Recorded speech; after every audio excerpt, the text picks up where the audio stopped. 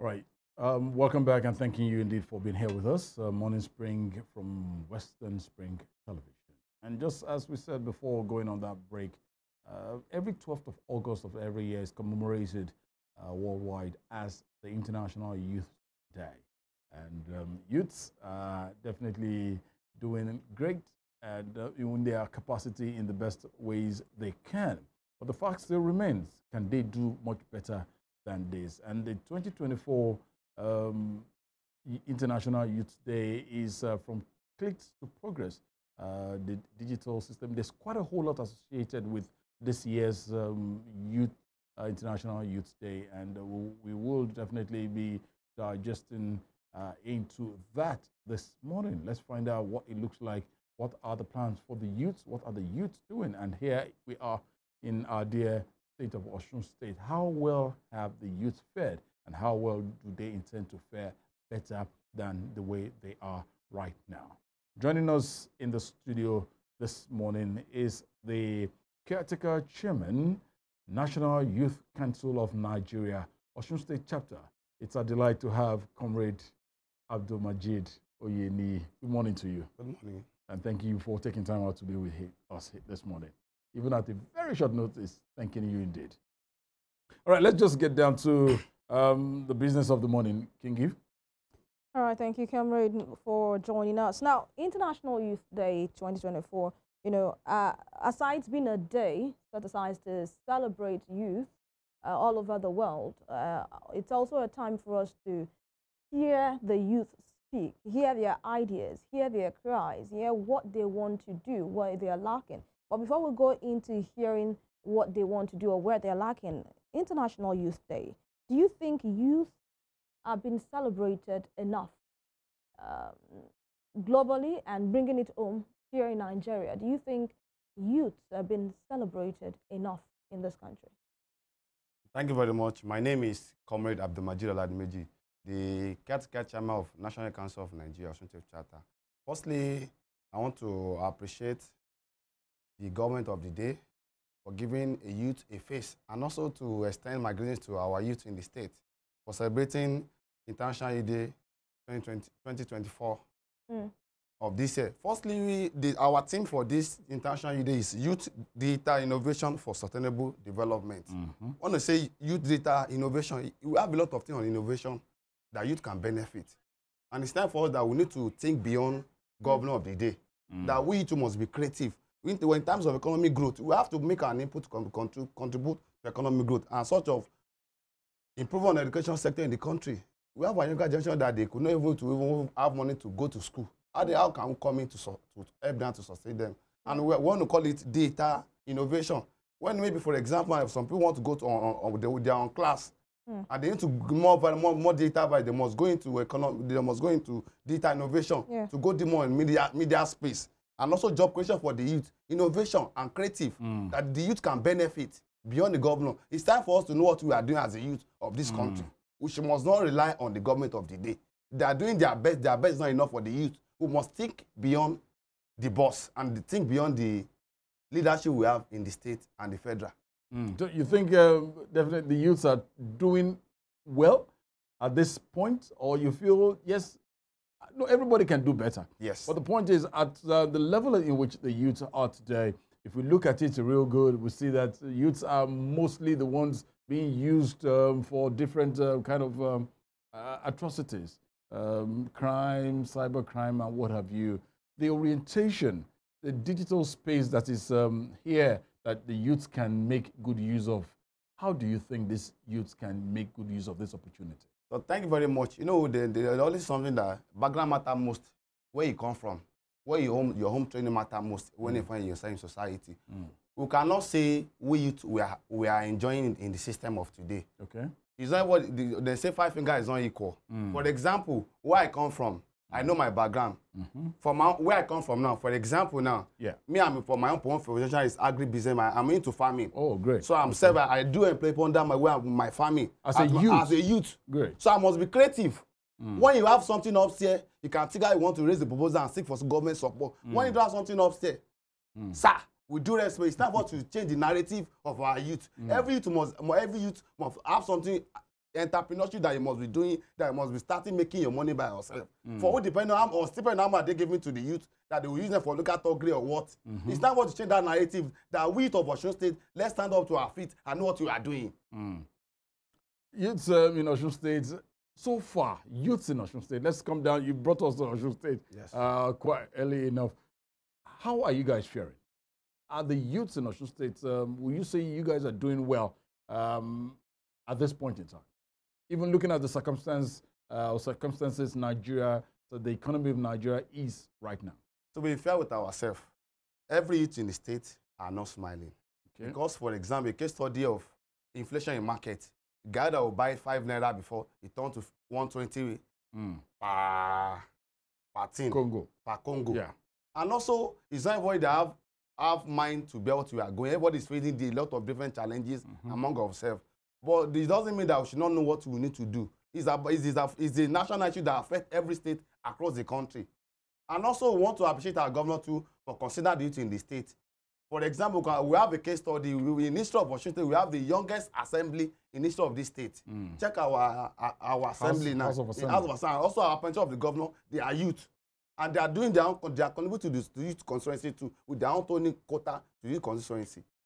And also, I want to appreciate the Right Honorable Speaker, Olumide Egbedu, that has been supporting the youth a lot in this state. And also the Deputy Speaker and our chairman. So the youths in Osun State are getting that support from this administration of His Excellency Asiwaju. Exactly, sir. And how well have that impacted in the lives of the youth in Osun State? Thank you very much. The all finger is not equal. When some people receive some things, some will say that, some will not say it out. But people like us, under the leadership of governors, under the leadership of Senator Dr. Nuruddin Jackson Adeleke, the Asiwaju of Federal Land, with the youth of Osun State, we are smiling, and he has a lot in stock for the youth. When it comes to farming sector, they are about to share tractors to every local government that if you have something creative, you benefit from it. So we have to praise His Excellency. And also to appreciate our Commissioner for Youth, as him there, a father of the youth and the level of the youth in the state. He has been trying to, every day, every time, he's thinking about the youth of Osun State. That is how vital that Osun youth must progress under his own the tenure as Commissioner for Youth of the state. All right, Comrade Abdulmajid, when you say that the youth are smiling, we just had some protests, although you'd say it cut across the nation. But then if Osun youth are smiling, as you have said, like they are enjoying, then why did they join the protest, the hunger protest, saying that there is hunger in the land? It means Osun State is no exception to the hunger going on in the land. Thank you very much. Protest is our right. Every citizen has right to protest. And for you protest doesn't mean the government is not doing well. It's a national issue that affects every state. But every state has its own peculiarity. You cannot compare other states that their state government is not even doing anything for the youth. But today, we are proud that His Excellency, our governor, the most friendly governor in the state, have been supporting the youth. Now, for example, we are having the issue of crisis in the Youth Council of Nigeria. The governor, with his love, the fact that he loves youth, and he approved our money for the Congress, that he wants you to speak in one voice in the state. He doesn't want division among the youth. And the truth, anytime they give us palliative, we reach out to every grassroots in everywhere. And anytime we have grants, we reach out to the rural area to empower our youth. Are we talking about the issue in the NYCN? Has it been resolved? Anyway, completely? Yes, the issue has been resolved. We are announcing it for our Congress anywhere from now. By next month, we have a new leadership that will take over for me as the caretaker chairman. As a caretaker, well, the elected executive will take over. We hand over to the new elected governor. That is our work. The Osun youth must have a voice. And the time has come. The voice has about to happen in a few months' time, sir. All right, so let's, I'm still on youth participation in politics, yeah? And like you said, Osun State seem to have lots of youth in, today's administration. Look at the House of Assembly. We have quite a number of youth in the State House of Assembly. But then there have been calls from people, and this is not just peculiar to Osun State, that the youths in politics are used by the older ones as, just figureheads. It's not like what they are doing is what they want to do. It's whatever. They say, he who pays the piper dictates the tune. So a lot of people believe that most of these youths that are in these positions of leadership were put there by the older ones. So they sometimes do not have a mind of their own. Whatever they carry out is what the man up there that pays their piper, them, who is the piper now, he's the one dictating the tune. So is it the same with Osun State? I'll give you a case story from my local government. Please go ahead. I'm from Odoti, local government. The immediate past caretaker committee, we have 3 yesterday in my local government. But I can tell you today that as far as this government is concerned, they love youth and they allow them, every caretaker individual to do their thing. They don't dictate for them, unless the wicked leadership on some local government. For my own local government, we have the youngest chairman that always live with people at any point in time. If you call him 1 o'clock or 2, he's going to pick your call and solve the issue. But today, I can tell you that in history of Osun State, we have the youngest chairman that the party just picked now that will represent the coming election in 4th local government election, which has never happened before. When we have 80, 70 becoming a chairman, what our we coming generation want to benefit? When we have a friendly chairman that, okay, Mr. Chairman, this is your principle, we don't like it. We will definitely work because he's a youth. He's going to feel our pain. So on this one, I want to appreciate the governor for giving the youth at least 40% of the chairman aspirant in the party of the state of today. We want to appreciate His Excellency for considering it in this coming election too. All right, Comrade Abdulmajid, let's talk much more about what it looks like in the digital space here, and looking at how well the youth have been able to grasp that opportunity here in Osun State. Because we know that the governor, His Excellency Asiwaju Ademola Adeleke here, has put up an SDG for ICT youth, which obviously we feel it should be more of the youth in there. What's the participation of youth so far in that opportunity, or with that opportunity that has been laid down by the governor? Thank you very much. It's part of our own peculiarity, it's part of our roadmap. Under my leadership as the Caretaker and Council of Nigeria, we are working hand in hand with the government of the day. An issue of the ICT2, the S on ICT, we are working as 5 and 6, what impact in youth. And also, like for example, we have digital skill training that the youth, they want to, part of our innovation after the international day that they want to, that youth will benefit under His Excellency. They call it digital skill training, an online platform where the innovation people that have something upstairs to come and benefit from the government of the day. And also we have digital illiteracy. Maybe it's not everybody that are good on media, on social media aspect. They will train them to be experts under the leadership of Mr. Governor of the day. And also our own view that we have youth, we have a lot of program, mentorship program, funding opportunity, how you can raise proposal, how you can be self-employed on your own. That's good. That's good. Yeah, but then, just like my colleague Evelyn has said, youth's participation in politics these days, it's. I remember during the last administration of His Excellency Muhammadu Buhari, where at the point in there he says youths are lazy and what have you. Are you still lazy? Are you guys still lazy? That one, we have changed the narrative. We are intellectual youth. We are not lazy. We know what we are doing. Now, we're just a political statement. But what should be the role of the youths in the development of any country? Just like, what is the role of the youth in the development of Osun State at this period in time? As much as we are commemorating the Youths International Youth Day all over the world as of today. Yes, as a youth of the day, you must know what you are doing. You must be focused, well reliable, that anything you know how to do best. Focus on it and to impact on the economic of our state. Is everything will be demanding that the government, Mr. Government must do this. Let's think how we can support the government of the day and bring our innovation to the system so they can easily impact on what we have also to support the government of the day. Just a second. Just like you said, now to impact with the administration of the day, and this year's International Day. Yeah, it's a youth digital pathway for sustainable development. What are you guys putting together to support this administration, this government, to make Osun State and Nigeria and the world at large a better place? When they say data innovation, he has a lot of data innovation. For example, as part of economic growth, part of it, that we, the youth, and we, the entrepreneurship in the state, let's sit down, what can we do for ourselves? How can we impact on our youth? We may decide we want to bring on leadership on ICT, or leadership on agri-sector, how to build youth, to have our own personal economic growth within our youth in the state, to support the government of the day.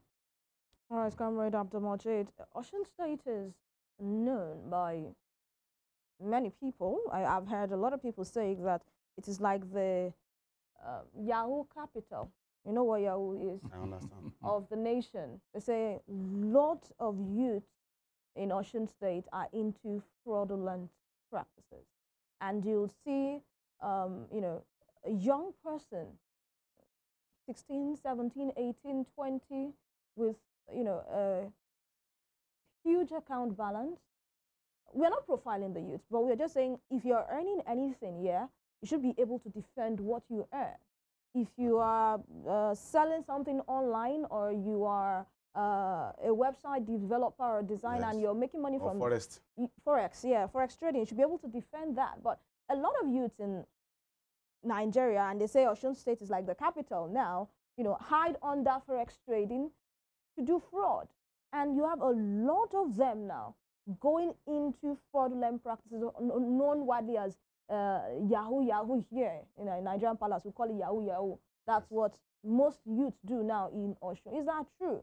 And also, what do you think the government can do to curb this? Because these youths now, the kind of money they control, there's no job you want to give them that you say you want to give them, you want to start paying them 200,000 naira per month. They'll look at you. That's what I earn in 5 minutes. Yeah. That's what I spend in a night. Yeah. So you want to be paying me 250,000 per night, you know.